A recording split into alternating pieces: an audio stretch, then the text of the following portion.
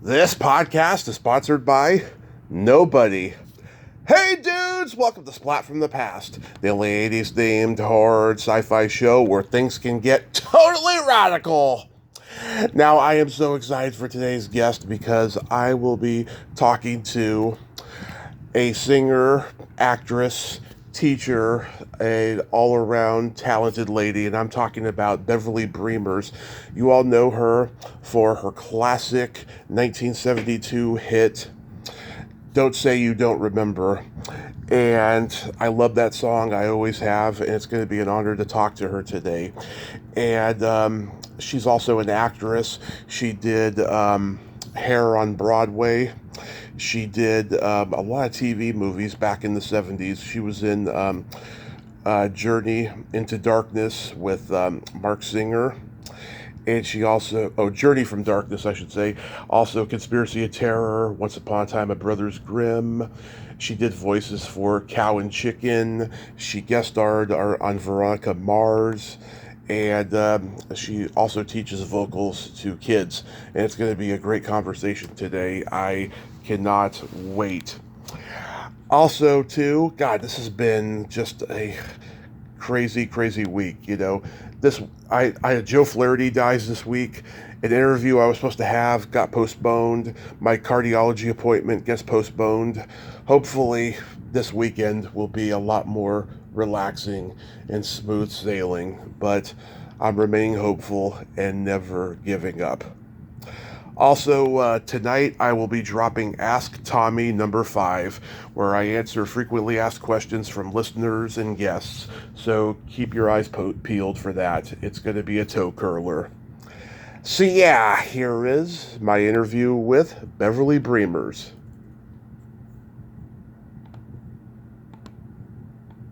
Hey Beverly, welcome to the show. How are you today? I'm doing well. How are you, Tommy? I am just fantastic. I can't tell you what a great honor this is. Thank you so much for taking the time today. Oh, no problem. So, going back in time, you began singing at an early age for fun, and then by the age of 8, you started gravitating toward acting. Did you have musicians or actors in your family? Not really. My mother was a writer, so that's sort of what started it.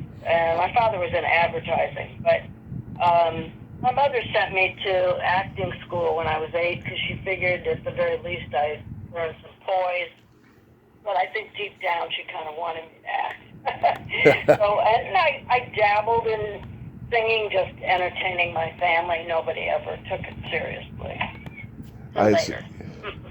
So did you do school plays and community theater? Oh, yeah. When I lived in St. Louis, that's where I started taking the acting classes. I did the plays there. And then we moved to New York when I was 10. And we didn't really have school plays per se, but we had a talent show. And so when I was 12, I sort of fancied myself as a comedian. Yeah. and I would write, and I had written a skit for the school talent show, which I thought was hilarious. And my best friend was a really good dancer, and I wanted her to enter the talent show, and she said, well, I'll only do it if you do something by yourself, not with other people. She and her little brother kind of dared me. So, okay. So I sang, and much to my shock and everybody else's, I won. I'd never really taken the singing seriously, and then I went on to an all-county show, and then that's where the Ted Mack scout heard me, and I ended up on the Ted Mack show. Wow. And so when you used to do the talent shows, did you win all the time? Well, actually, that was the only one I ever won. The all-county one, I don't even remember if they had winners or not. They might have, who knows. But anyway, no, I wasn't really big into talent shows. As I say, I did talent shows to get my girlfriend to do the show. Yeah. You appeared on the Ted Mack Amateur Hour on your 13th birthday. Is that what led to you getting a recording contract? pretty much, yes, because I lived in the suburbs of New York, there were a lot of people who were involved in the business, and I started getting offers. I sang at Palisades Amusement Park, I don't know how many times, a zillion times, and I made some song demos, and one thing led to another, and so I ended up making my first record when I was 14. Wow. Yes, that was We Got Trouble and the cover of The Great Pretender. That's exactly right. Yes, a guy named Terry Phillips found me, and I didn't even realize till years later who he was. He actually was a pretty successful songwriter, artist in his own right, and I should have stayed in touch, but I didn't. But anyway, he gave me just so much experience in the studio, and he wrote We Got Trouble also, and he sent me to my voice teacher, Carla Minotti, which was fantastic, because that way I learned how to take care of my voice and sing properly, and so I'm forever grateful for all of that. Yeah, were you nervous at all during that time? Because that's such a big leap. You know, I don't think I was excited. I don't know that I was really nervous, because from the very beginning, everybody always encouraged me. So I think I had this inner self-confidence, you know, and my parents were always very supportive. Father acted as my manager, and because he was in advertising, he was really big at doing publicity and stuff like that. And I wouldn't say nervous as much as just excited. Yeah, because I listened to We Got Trouble the other day, and I was like, oh my God, she was a baby. Yes, I was. It was very Motown-like, and you were called Beverly Ann. You weren't Beverly Bremers yet. Correct, and that was because we thought my last name was too difficult. So, and I was a kid, so Beverly Ann was fine. Later on, I factored Bremers back in. In 1968, that's when you joined the cast of Hair on Broadway? Actually, 69. Okay, 69. Yeah, and that was a fantastic experience for me, and I think I thought all auditions were like this. I went in, I sang, they said, "We love you. Do you want to be on Broadway or open the show in Los Angeles?" And I was like, what? I had just gotten out of high school. So, you know, I lived with my parents. I didn't know anybody in LA. So I said, well, yeah, I want to be on Broadway. And I've since learned that a lot of times people tell you things at auditions that they either don't mean or they mean at the time, but they change their minds. But this was not the case. They absolutely meant it, and the next thing I knew, I was in rehearsals for the show, and it was a fantastic experience, as well as some weird stuff going on backstage.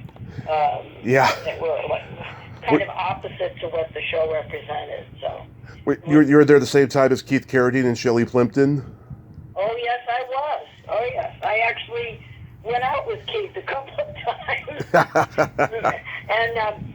We went out, his brother David was visiting with Barbara Hershey, and I remember the four of us went kind of touring New York on a day, and Shelley, I was friends with, and when I went back to Hair, Shelley and I shared a dressing room, along with her baby, Martha. Martha, yeah.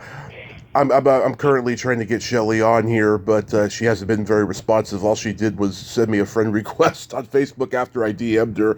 Yeah. I've lost touch with her, but she's pretty reclusive at this point. I think she goes to a few Hair reunions, and that's about it, you know. And her daughter Martha, who we call Bunky. Now I should have dressed her with the baby and Shelley. When I went back later, and you know, it's exciting to see Martha's success, and I think that I think she's happy with that success. Oh yeah, she's very talented. Was Jessica Harper in there at the same time? No, I never knew Jessica. I think she was doing the movie of Phantom of the Opera somewhere around that time. I don't know. But, A Femme of the Paradise. Yeah, Phantom of the Paradise, exactly. So many people came and went in that show. But Yeah. I did know Keith pretty well, and I remember him noodling around on the guitar in the dressing room, and of course later he revealed that that's when he wrote I'm Easy, which ended up in the Nashville movie. Yeah. But he was a kid. He was kind of like an awkward kid at the time. And of course, he's developed into a fantastic actor, singer, songwriter. Oh, yeah. How about the Alessi twins, Peter and Bobby? Oh, yeah. I did the show with them. What happened was I stayed in hair for 6 months. And then, as I mentioned, there was a lot of crazy, not so good stuff going on backstage. So I left the show, which worked out great because I ended up in a show called The Me Nobody Knows, which was off Broadway, and then we later went to Broadway.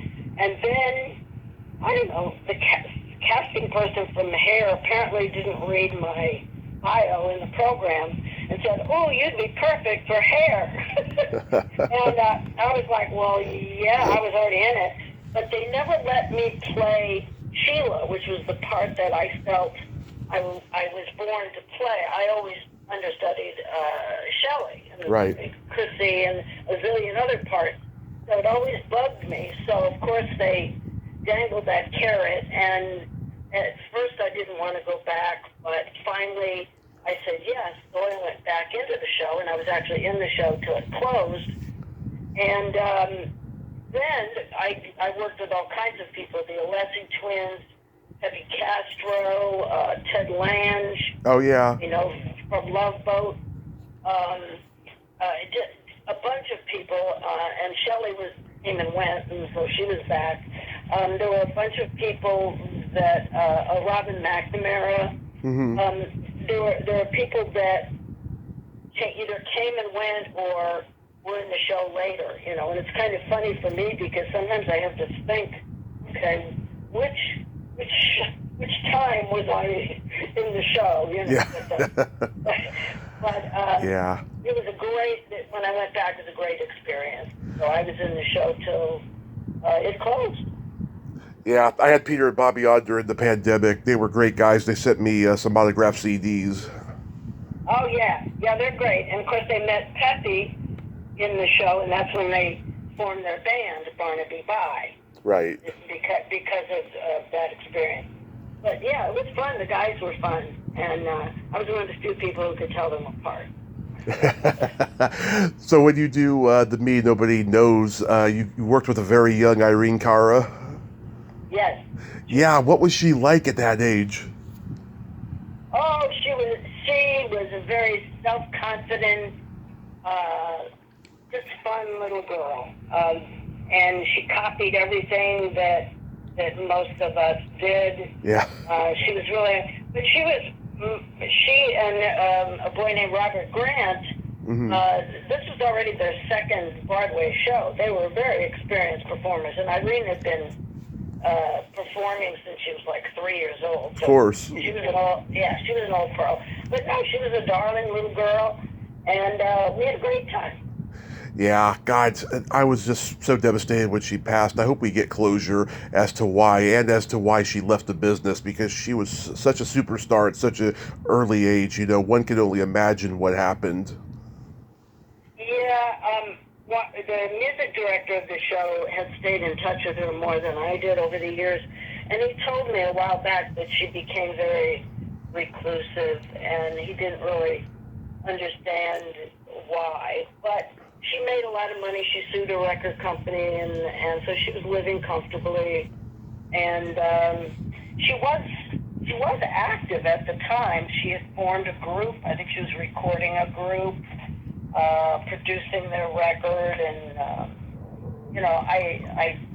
I don't think her death was on purpose. Yeah, I don't think so either. I think her health gave out. She didn't take care of herself. So it's a crime, it was a shock to us.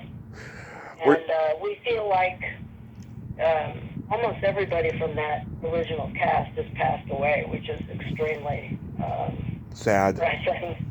Yeah, very, very sad. But there are a few of us left. Yeah. And so we try to stay in touch. And then a couple of people who came in later in the show who weren't in the original cast have done really well, and they're still kicking, like Giancarlo Esposito. Mm-hmm. He was in the show, and well, we have some good people in there. I'm sure it was a lot of hard work and playing the lead, at such a young age. I mean, I'm sure it must have been overwhelming. There again, yes and no. I mean, it was fun, but doing 8 shows a week is always difficult. And for us, being off Broadway, with the conditions in the theater were not always great, so we were getting sick a lot. I mean, that was kind of our main problem. And then there was a strike, an off-Broadway strike, and that's when the producers decided to move the show to Broadway, which was much better conditions and fantastic. We were nominated for 6 Tony Awards, and it was a fantastic experience for all of us. Unfortunately, the show was not really very well publicized. The producer had never had a hit before, and it should have been as famous as Hair, but it wasn't. So there you go. So how do you get signed to Skepter Columbia and record I'll Make You Music? Well, with Scepter, what happened was I met the publisher of the music at the recording session of The Me Nobody Knows. And he said to me, "Gee, you've already recorded," because after I recorded We Got Trouble, I got a contract with RCA, and I had 2 records out on RCA. That was before I graduated high school. And I would perform on the weekends on different TV shows around the country. Mm-hmm. So he said to me, "Let me find some writers. Let's get you recording again." So he and I actually pooled our finances. We found a song written by Helen Miller and Estelle Levitt called "Don't Say You Don't Remember," and we did. At the time, you could go in and use top studios and top musicians and pay them demo rates, but you could make what we called a master, which was fully done recording, and then you would shop around at different record companies and see who would buy it. Mm-hmm. And Scepter loved it, and so they bought it, and of course then we paid everybody. And then of course that record was a strange one in that it was actually a hit twice. The first time it was out, it did pretty well, and I think I was back in Hair at that time. I might have actually been still in The Me Nobody Knows, and then I moved. And it was a hit, it did pretty well. It was Hot 100, and I was happy. We released a second record, and the week we released it, for some unknown reason, they started playing it in San Jose, Mm-hmm. and other people picked up on it, and all of a sudden, it was a hit again. And so it was literally on the charts for 9 months, and people that were in the radio then still remember it because it was such a strange evolution for a record. And I stayed on Broadway the whole time, Mm-hmm. and just simply because I didn't necessarily take the record that seriously because it was a hit at different times. Then when I started to hear it on the radio in New York, I was like, oh. Yeah. And so 1972 was huge because I was doing Hair, had the record. I did go to California and do American Bandstand. Mm-hmm. I was still in The Me Nobody Knows at the time, and I took a few days off, but because I love the theater, I've always loved the theater. So Yeah. I was like, no, I don't want to leave the show. In retrospect, I probably should have left and toured because ultimately I never toured. So people don't really know my name. Mm-hmm. They'll know the song when they hear it, but most people don't know that it was me singing it. Yeah, so it was just like a side project that you did, and it took on a life of its own. Yes, it did. And so during that time, let's say, if it had been a hit immediately, I would have been like, oh, okay, I better hit the road. But because it was like a slow climb, and in some areas it was actually a hit twice, which is really weird. But, you know, it was just a strange situation. So, yes, it was a side project that turned into a bigger one. And then, of course, I recorded another song called We're Free, and that song did top 40, but it was banned on a lot of radio stations, which now sounds, well, even a year or two later, sounded ridiculous.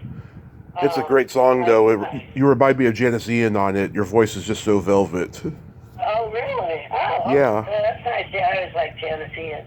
Yeah, well, We're Free was written by Erwin Levine and Larry Brown, who wrote Tie a Yellow Ribbon Around the Old Oak Tree. For Tony Orlando, yeah.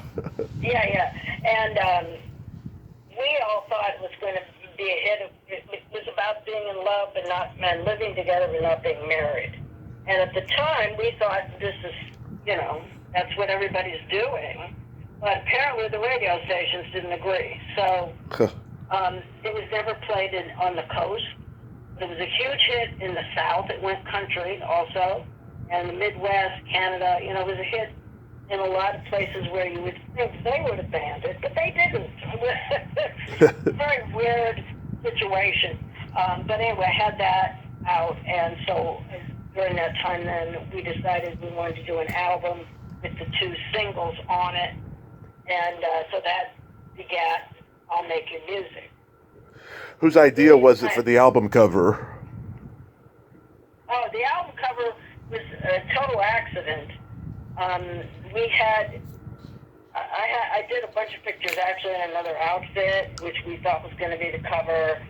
And I just changed my clothes a few times, and one of them was my outfits from Hair. That blouse I was wearing is actually what I wore in the show all the time. I borrowed it. And I just, you know, the photographer had what they used to take pictures with a strobe, so you could just keep making poses. And so at one point I just jumped up in the air, and he snapped it. And when it came out, you know, we looked at the pictures and was like, oh, this is fun. So that's what happened there. It was a total accident. I think if we'd planned it, it never would have worked out. So that was what it was, and it was closer to my personality, actually. All the other pictures are kind of very serious and you know, sensual and all that stuff, which really wasn't me. I was just, you know, a fun-loving person. So it actually reflected more of what I was like at the time. Well, I'm sure you heard this all the time, but you have the belly button of an angel, Beverly. Well, thank you. Thank you. It was, as I say, it was just this accidental thing. If we tried to, say, oh, let's do this on purpose, I don't think it ever would have come out. Yeah. Did you ever hear from Johnny Rivers or Lou Adler because you did a cover of Poor Side of Town?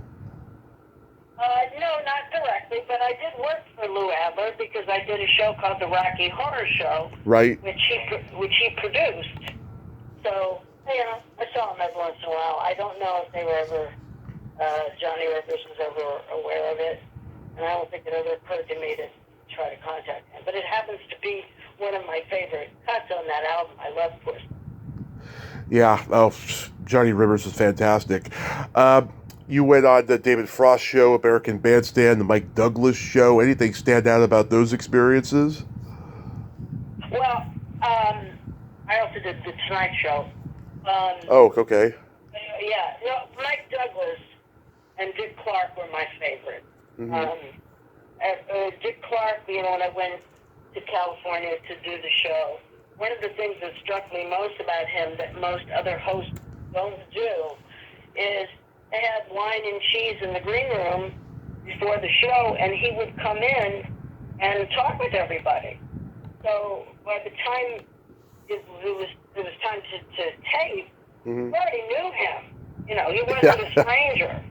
And very, very friendly. And we met his wife and his little girl, and everything was very friendly and casual. So it was a very fun experience overall, where you really felt like you knew the host.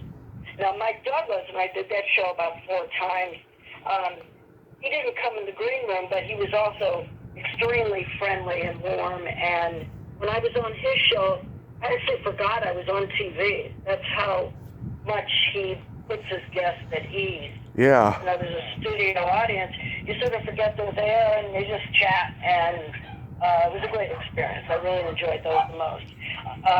Merv Griffin was Merv Griffin. You know, he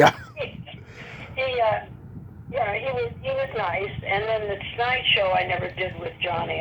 Della Reese was the host. Oh. That when I was doing the Me Nobody Knows. So they had several of us for the Me Nobody Knows on that. But you know, all those are enjoyable. David Frost was very nice. Also, a lot of people aren't even aware that he had a show, but he did. And so it was fun. Yeah, I went to the same high school as Merv Griffin many years after he did, of course. Yeah. Well, you know, Merv was a fooler because when you talked with him, some of the questions he asked, he was so naive and ill-informed. Yeah. You almost thought he wasn't very bright. And, of course, he was the opposite. He was a genius businessman. He owned and I guess his family still owns, like, huge parts of L.A. Oh, yeah. He was no slouch. No, look at all the game shows he produced. Oh, yeah, the game shows, but no, he bought, I think, I'm trying to remember, it was Cahuenga or La Brea, but one of the big areas where the studio was. He absolutely was a true business genius. Besides, of course, Jeopardy and all the other shows that he produced. Yeah. I'm a huge horror fan, and you recorded the song Heaven Help Us for the crazy soundtrack George Romero movie. How did that come to be? I'm not completely sure how it came to be. I know that they had asked Bruce Roberts, who was a good friend of mine, and he wrote I'll Make You Music and some other songs, and he was an artist himself. He was asked to score the movie, and we had the same managers. Mm-hmm. And so that started, and then they wanted a theme, and I was good friends with Melissa Manchester and Carol Bayer Sager. Mm-hmm. In fact, Melissa was my understudy in the Me Nobody Knows, which hardly anybody knows. But so we knew each other from then, and Melissa was really coming into her own as a songwriter. Carol Bayer Sager was already well established, and so they wrote Heaven Help Us. And I still remember they came to the recording studio because it was the first song that anybody had ever recorded that Melissa had written. So that was kind of fun. And I just thought it was a beautiful, poignant song. Yeah. And, of course, the horror fans know it well because, you know, in the movie. And George Romero actually contacted me a while back and sent me a copy of it and whatever. The producers still loved it. I wish they'd used it in the remake, but they didn't. Yeah, I wish so too. But the original is a classic with people, and beautiful song. Unfortunately, Scepter, who put it out, was beginning the end of their business, really. It was unfortunately. Small record companies could not compete with the big guys, and so that was sort of the tail end of my contract with them. And then I ended up going to Columbia/CBS/Sony, which was the opposite experience. That was a giant company, you know. In 1979, you and Jackie English had a short-lived disco duo called Siren. How did that come about? We just loved the song. It was several people recorded it. Siren was one of them. There was an artist in Germany, and I don't know. There were a bunch, but we didn't really have anything to do with it other than they recorded it. And it was kind of an interesting song in that I did the demo with just a piano, and laid on some harmonies, and somehow or other I got disco records on it. In retrospect, I really should have had a whole rhythm track, but I had a piano player who could really add rhythm to his playing, so that's how we did that. And so Jackie and I wrote, a couple of things. We had a song called Once a Night that ended up in the Hopscotch movie. Oh, yeah. Mathau, yeah. And so, we did it. But Morning Music did really well, especially with Siren. It was, I think they did like a 7-minute extended disco version. Back then it was like they had house DJs, stuff like that. I don't think that exists anymore, but so it was fun. Whatever happened to Jackie English? Well, she's still around. Her health is failing right now. Oh. Yeah. Well, her husband passed away a few years ago. He had been our publisher, and he also had written some books. He's a music, super fan, I would say. A record collector and whatnot. And when he passed, I think she sort of lost her oomph, and now her health is failing. But I do talk to her from time to time. Oh, cause I love the theme song she did to the Gary Coleman movie, Jimmy the Kid. Oh, I don't think I know that one. It's called I'm Having Fun. It goes, I'm having fun. It makes me feel like I'm singing for everyone. It's a great song. Great song. Oh, I'll have to ask her about it. Yeah, it's a beautiful, cute little pop tune she wrote for that movie. Oh, very cute. Yeah. I'll ask her about it. I talk to her every couple of weeks. Yeah, speaking of cute pop tunes, I gotta tell you, you'll be happy to know when I was in first grade, my elementary school PE class used to work out to Mouser Size all the time. And I actually had no idea that you had written the song. Yeah, well, I got into songwriting later on. I didn't have confidence for, as a writer till later. And then when I started writing, the business, as you, I'm sure, know, it's not always going from point A to point B. Mm-hmm. So I had auditioned for a TV show that never happened. Uh-huh.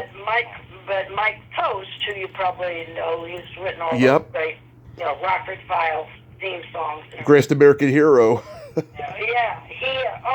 mean, he was doing the auditioning. It was for singing. It was some series they were going to do with singers and, like the Monkees, I don't know, something like that. Yeah. So I auditioned and I sang one of my songs, which he didn't know till after. And he came up to me and he said, "Did you write that?" And I said, "Yes." And he said, "Wow." He said, "I love that song." And I ended up working with him a little bit. I did a bunch of jingles for him. But the turning point kind of was, he goes, "You should see my friend who works at Disney Publishing. I think he'd really like your writing." So I did. And this guy liked my writing and asked me to write the Mouser song. And there you go. And it was great. And it was on the Disney Channel for 12 years. It's been platinum. I mean, who knew? Yeah. I mean, I still remember the words and the insertion of the Disney characters and all of that stuff. Whoa there, let's bounce like Tigger, Oh, yeah. Love it. Really, it was to tie together a bunch of Disney songs. They wanted to do a medley. The song worked out well because it became the theme song for the TV show. I think they even had a show at Disney, in Disneyland, Mouser Size show. You know Disney. They do merchandising. They do everything. Of course. So it's nice. I still get checks for it. So it's great. Yeah. Oh, that's so awesome. In 1975, you do the TV movie Journey from Darkness. How did that come about for you? Oh, I don't know. I auditioned and they cast me. When I moved from New York to Los Angeles during the time right when I signed with CBS, and so I had been told when I went out before that I should start auditioning for acting roles and stuff. So that's what I did. I had an agent, and they sent me out on stuff, and that was one of the several shows that I was cast in. Journey from Darkness was great. My main memory of it was there was a guy named Dirk Benedict, right, who played my boyfriend in it, and of course after that he ended up doing Via Galactica. And the A-Team. Yeah, the A-Team. Yeah, he became pretty big. Yeah, Mark Singer, God, he plays blind really good. He did another movie about 7 years later called If You Could See What I Hear, where he played Tom Sullivan, who was a blind musician. He saved a boy while drowning when he was blind, and God, he played them so good. Oh yeah, he was very, very good at that. Yeah. Yeah. Unfortunately, I didn't have very many scenes with him, so I didn't get to interact that much. That's one of the things that a lot of people don't get, that if you're not shooting on the same day as the lead, sometimes you don't even meet the lead, But yeah, he's a very talented guy. There's a good cast too. Sam Waterston, Kay Lenz, who's from my neck of the woods, the Bay Area, and Marcia Strassman, rest in peace. Wow. Yes. Yeah, well, I did hang out with Kay a bit and Marcia. That was fun. Yeah, boy, oh boy, they used to work so much, those two actresses. Oh, yeah, a lot. How about Conspiracy of Terror? Oh, I loved doing that show, mainly because I got to meet an actor named Logan Ramsey. Oh, yeah. He's one of my favorite villains of all time. Yeah. And he was on a soap opera called The Edge of Night. When I was in high school, it was on in the afternoon, like at 4:30 or whatever, and I would come home and watch it. And Jessica Walter was on it, and Larry Hagman. All these wonderful actors were on this show. But I was so excited to meet Logan, and he cracked up when he's the nicest guy in the world. Most of these people who play villains are usually the opposite. Yeah. He was one of them. And then I got to meet his wife. Anne Ramsey. Yes. And little did I know that a few years later she would end up being Mama and throw Mama from the train. And winning the Oscar for it. Oh, my God. But those two people, I hung out with them actually quite a bit. Sweetest people in the world. That was one of the most fun parts about doing that show. We did it on location for about 6 days. So we had a lot of chase scenes and stuff. I was a member of a coven of the witch, and he was the head of the coven. It was a silly movie, but fun. Yeah, you got Michael Constantine from Room 222. He was great. Yes, he was wonderful. He and, what's the woman's name that was opposite him? She was very good, too. I've forgotten her name now. But they were like the Barbara Rhodes? Yes. Yeah. And I think they wanted to make it into a series, but it never happened. Oh, so it was probably like an incidental pilot, right? Kind of, yeah.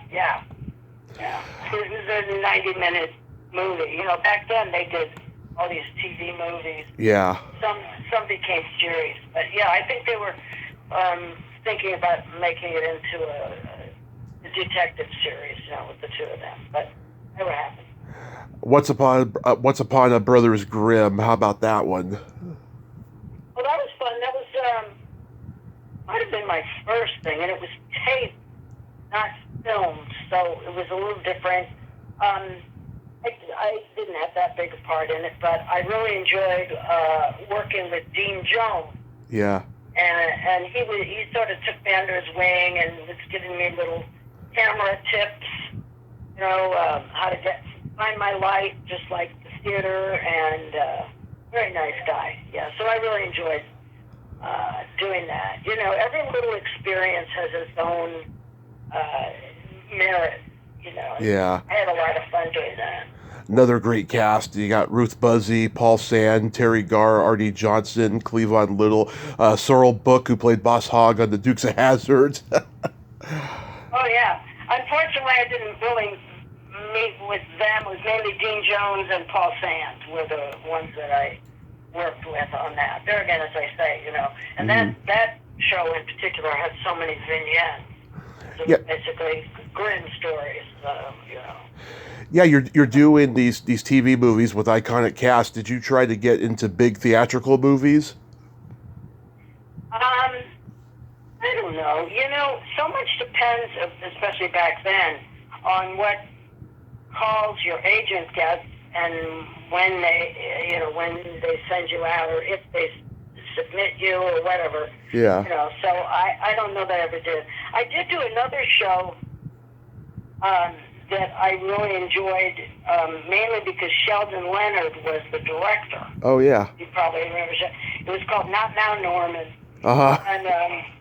And it was kind of a silly little romance, but Sheldon Leonard was the director, and he was just so much fun because, of course, I knew him as this iconic gangster type, and he talked like that too. He'd say, "Hey kids, come on over," and he took us all on the tour of the lot, and we would reminisce about this where we did Annie Thomas show here, and we did this, and we did that, and then it was a comedy. And I still remember he would laugh at every single joke, every single time.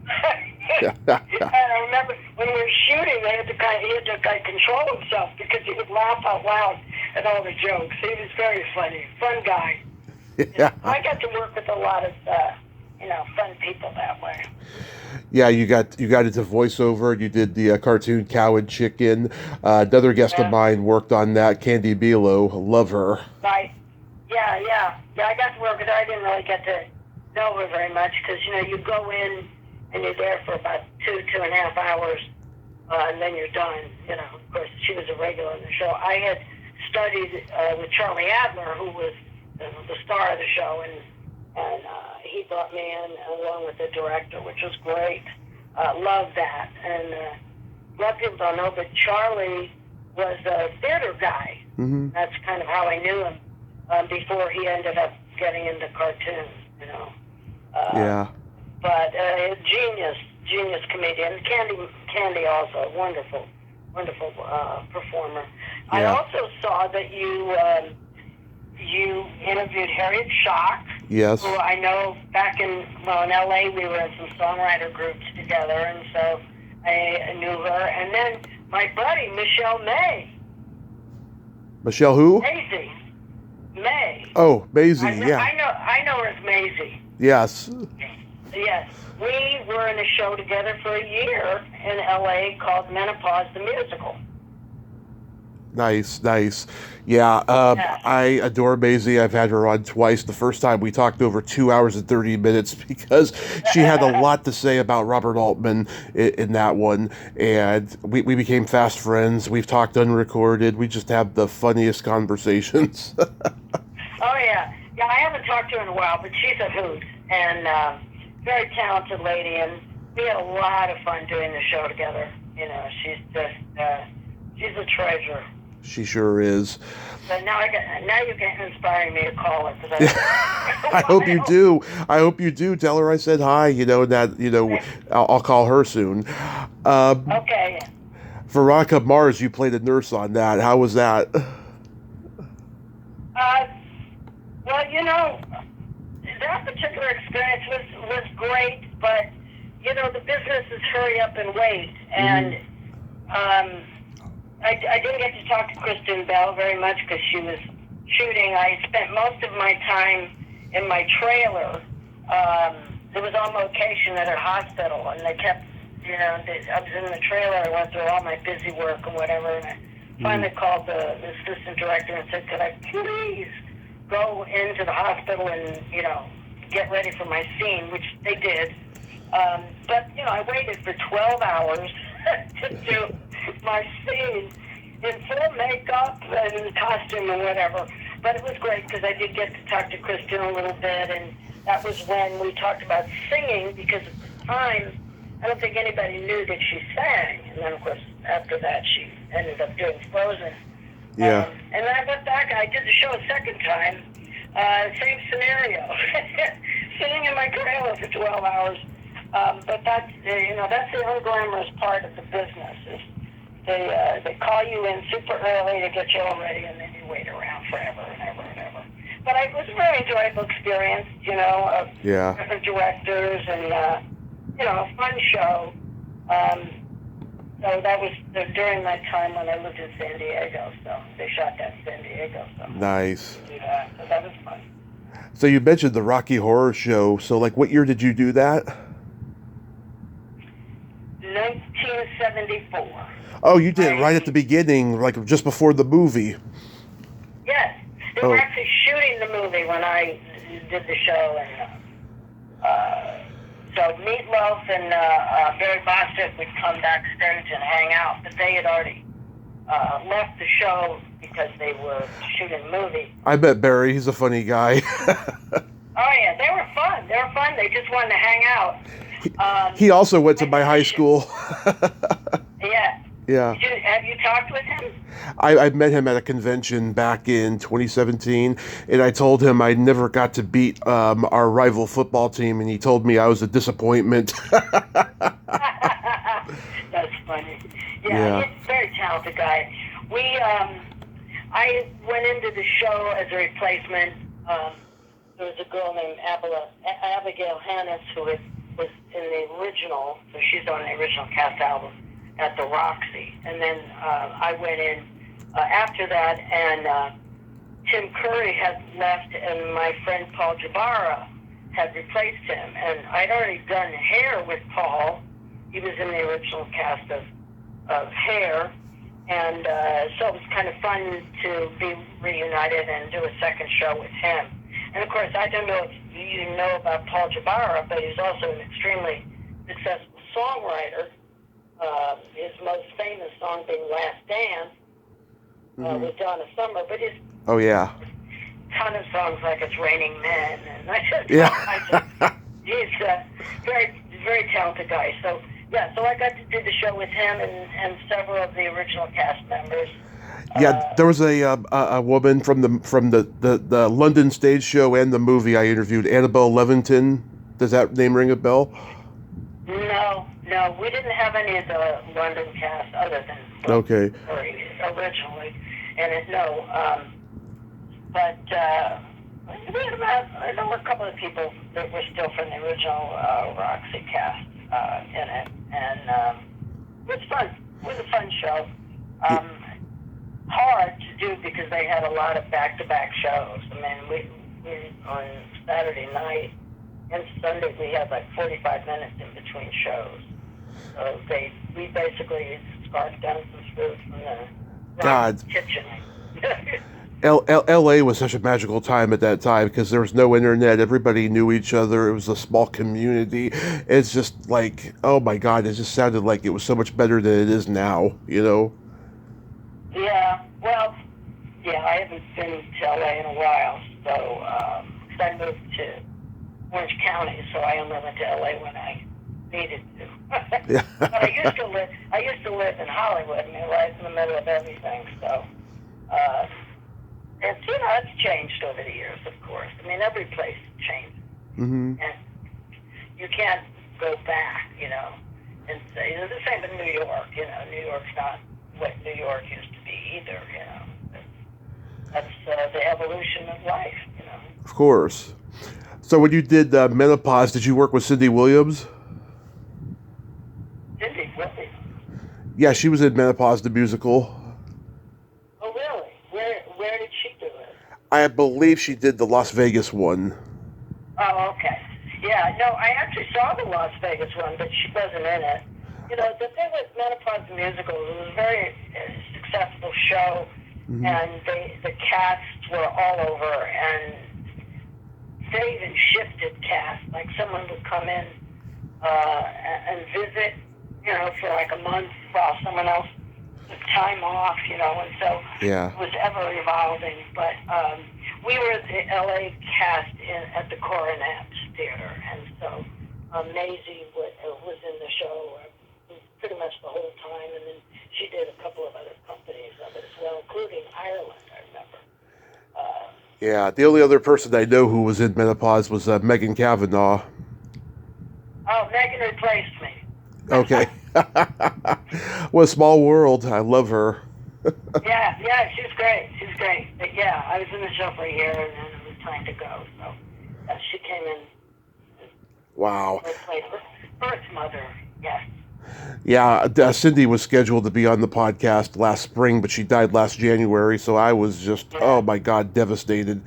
It was like, something I'd been looking forward to since I started, but yeah, it's awful. I know, that was a shock. Did not expect that.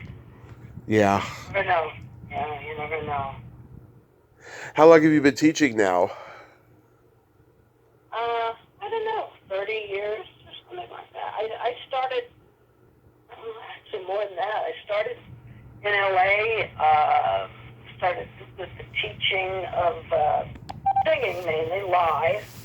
And like Meshack Taylor was one of my students. Oh, I love him. He took my class before he got into Designing Women. Yeah. And I sort of started with the singing, and then I've always done voiceovers. I started doing that as a teenager. And so then I started teaching that. And he was Hollywood in the Mannequin movies. Yeah. Well, I think I would have been a teacher, probably an English teacher, had I not gone into show business, because I've always enjoyed helping people. And so, yeah, that's been, I've been able to combine whatever experience and expertise I have in the singing and the voice acting, and sometimes I teach public speaking as well. And, they're all connected. So, do you get a satisfaction teaching that you don't get when you're actually performing? Well, it's similar because you get the feedback from the students, and they'll be like, "Oh, thank you so much. I learned so much," and maybe do a song, and you'll be like, "Whoa, you're so much improved from before," and I really enjoy it. And I teach all ages. I've had kids. Private students as young as 6, but even when I did classes, I had a 4-year-old one time that was phenomenal. Yeah. Right. Natural talent. Oh, hopefully that 4-year-old went on to bigger and better things. Well, she actually had already done a whole bunch of TV shows. She was actually a very experienced performer. I think her mom actually took her out of the business, though, because when she hit first grade, she wasn't doing her work, So her mom said, "Hey, I'm going to stop for a while." So I don't know whatever happened to her, but she was a very talented little girl. I've run across all kinds of people, over the years, and it's really been fun, and but unfortunately, I've lost touch with a lot of people that I wish I hadn't, especially if they have now passed. You can't go back. There are no do-overs. So I try to stay in touch with everybody and as much as I can. Well, you always got Facebook and email. Yeah. Well, Facebook is something that I had to get a new email address for because there were so many people that I never got anything done. Just looking at Facebook all the time. And now Instagram and LinkedIn and everything. I just, unfortunately, that's the way to stay in touch with people. But wow, it's so time consuming. And, I'm still trying to do other things. I still do write songs. I don't know if you know, but I've written 5 musicals. Oh, no. Just over the years, yeah. And, because, as I said, the theater is one of my great loves.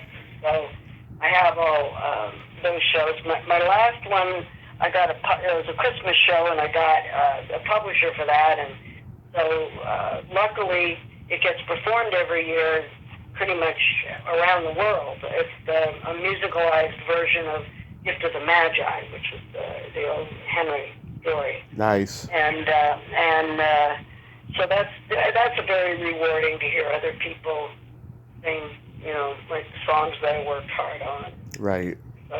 So now I'm thinking about, well, I guess I should do some more recording. I haven't done it in a while. I moved to Atlanta 4 years ago, and so I'm just now getting to know some of the people here, because, of course, the pandemic made us all shut-ins. So now I'm trying to get back into the swing, and Atlanta's very active here in the showbiz world. Oh, yeah. Kind of fun. Yeah. All the Hollywood productions have gone over there. That back in the day, they used to go to Canada. They still do, but oh my God, they're going to Atlanta if they want realistic American-looking locations. Well, yeah, but also there's a big tax incentive. Yeah. Yeah, which New York has it too, and Canada and Mexico. There are certain states that really, really are open to the filming. So Atlanta's becoming really big. They're building some new sound stages besides Tyler Perry's, and it's becoming pretty active. Not just Atlanta either, just Georgia in general. Like they did The Walking Dead in Savannah. And, oh yeah. They've got all kinds of activities. So yeah, never a dull moment, which is nice. Are you gonna write a memoir? Oh, every once in a while people ask me that, and I think I don't know if I have enough interesting stories. You do have some good stories. I do here and there, so I suppose it might be interesting to somebody. I probably should have. That should have been a pandemic project. Yeah. I have a friend named Dale Souls, who I did hair with, and she was on Orange is the New Black. And we talked during that time, and I said, you should be writing your memoirs. And she's like, well, I'm thinking about it, because she's worked with a lot of great people over the years. And, and I worked at Heather McRae, who also, her parents are, famous, and her sister. I don't know, I feel like we should all get together and do, like, collective memoirs. Yeah. Maybe between all of us, it would be a fascinating book. So I don't know. It's probably something I should do. Do like a writing retreat workshop or something. Yeah. Well, we take all our experiences and put together into this, one big memoir. Because I thought of it like hair. That would be like really fun. I think you get a bunch of people to tell their hair stories, because everybody's got hair stories. That show had so much going on and so much talent. And now that all the powers that be have passed in the last 2 years, we lost the writers and the producer. And so now you feel like, well, we could really tell all, I suppose. But we all have great stories. I'd say overall it's upbeat, what the stories are. And I suppose, I don't know if I ever will. I think I'd have to wait till I'm really old and decrepit to do any memoirs.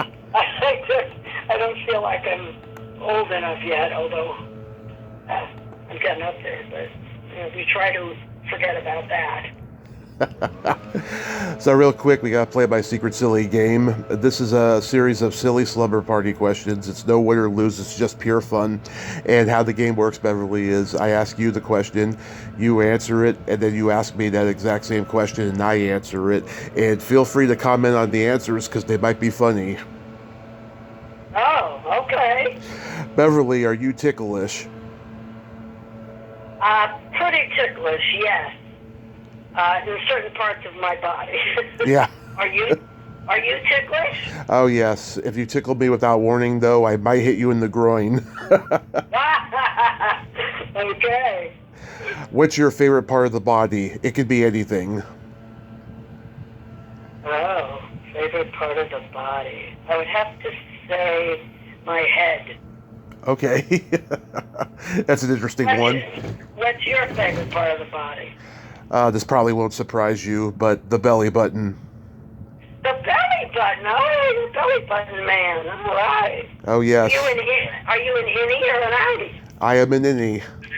Okay, yeah, me too, as you well know. Yes. What color are your toenails painted? Right now they're not painted. Okay. They're au naturel. How about you? Same here, au naturel. The last time I painted them, they were gold with sparkles for New Year's Eve. And now that spring is coming, I'm trying to decide what color that I want next. Ah, okay. Well, hot pink is always good. Yeah, I like hot pink. I like to go very elaborate, shiny colors, Yeah. What would you say is your best personality trait?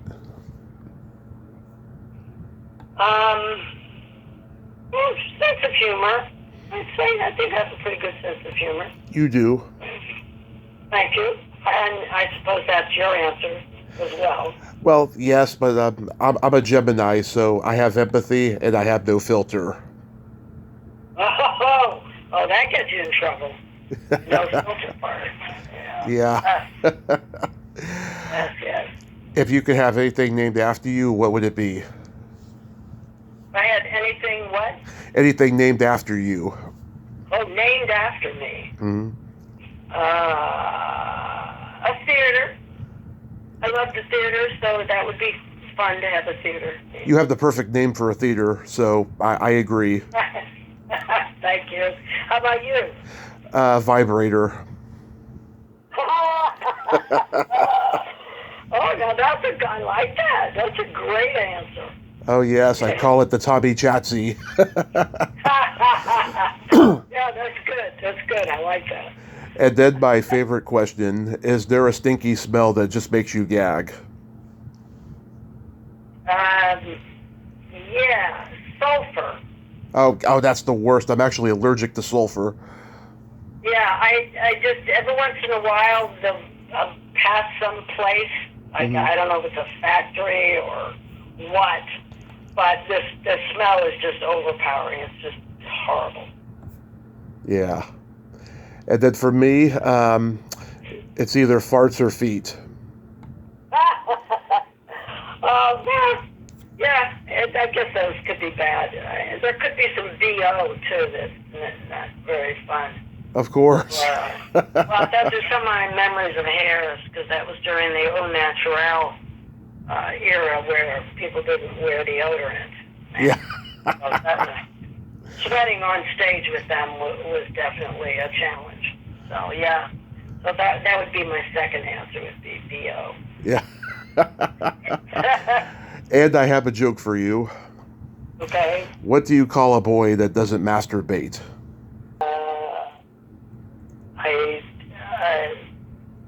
Unusual. A liar. A liar. That's good. I like that. Beverly, thank you so much for coming on today. You are fantastic and a great storyteller. Please write a book, because I think it would be pretty entertaining coming from you. Oh, well, thank you. All right. Food for thought. Absolutely. And yes. You know what? Mm-hmm. Same for you. Oh, yeah, I'm working all on... these great people, you should write a book. Oh, yeah, I've been I started working on it like 3.5 years ago, and I took a long break, and now I got to get back to it. I'm contemplating doing that this summer.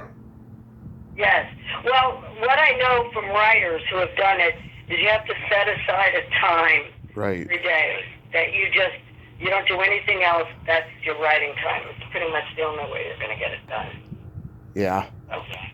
Yeah. Absolutely. Oh, but good luck with that, because you've done some great interviews, so that would be awesome. Oh, yeah, it's just in general, I got a lot of great stories, about life and being a latchkey kid and all of that stuff. Yeah, that's good, and then they can make it into a movie. Yeah. You have yourself a great day, Beverly, and be safe out there and take good care of yourself. Thank you. You too. Take care. Thank you. Bye-bye. Bye. Well, there you have it. Beverly Bremers. Ain't she a sweetheart? Oh my God. Fun, personable lady, and so talented, and she's so humble. I'm so glad we got to talk today. And wow, I didn't know she was that close with Maisie. What a trip, huh? Well, until next time, this is Tommy Throwback Kovac saying there's no shame in living in the past because the present sucks. Later, dudes!